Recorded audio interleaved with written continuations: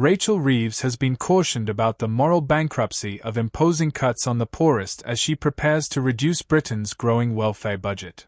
Charities and MPs are expressing concern over the potential for multi-billion-pound reductions at a time when essential costs are increasing. The government has already implemented cuts to the foreign aid budget to increase defence spending, raising fears that cutting benefits will adversely affect those living in poverty in the UK. Hello viewers, welcome to UK Pancakes. If you're new here, please don't forget to subscribe and click the notifications bell so you don't miss any insights about UK elites.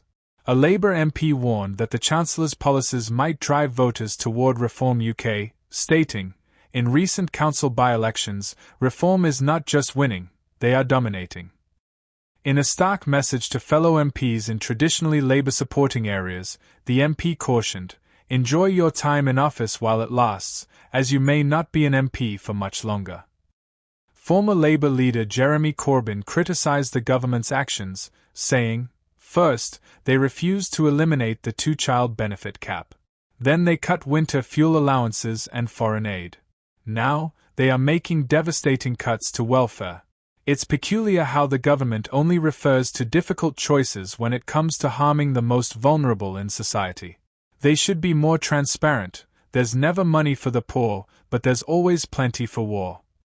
The Office for Budget Responsibility is expected to confirm this month that nearly £10 billion of headroom has been wiped out.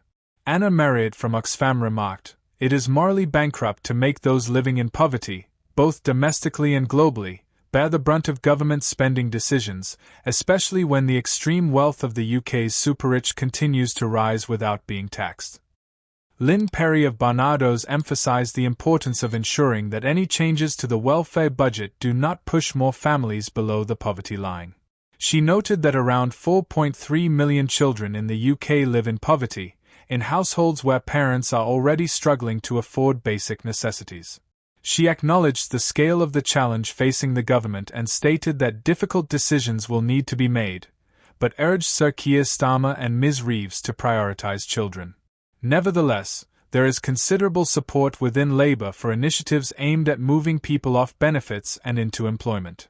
Telford Labour MP Sean Davies stated, "The number of young people unable to work due to long-term illness has surged by 60,000 in just 1 year. A whole generation being excluded from the workforce is disastrous for them, their families, and for Britain.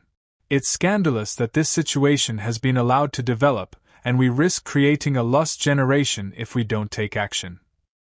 He stated that local businesses were struggling to fill job vacancies, remarking, "There has been a significant issue over the last 14 years. We need to enable people to return to work so that Britain serves its working population."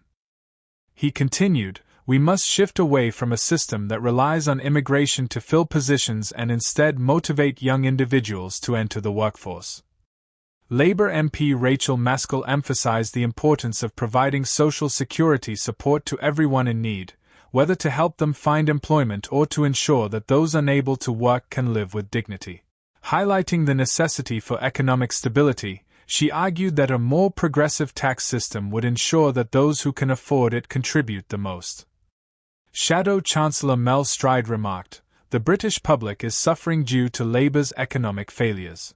Just months after the Chancellor's disastrous first budget, Rachel Reeves has had to implement an emergency budget to rectify her own mistakes. Thanks for watching till the end. Drop your thoughts in the comments section.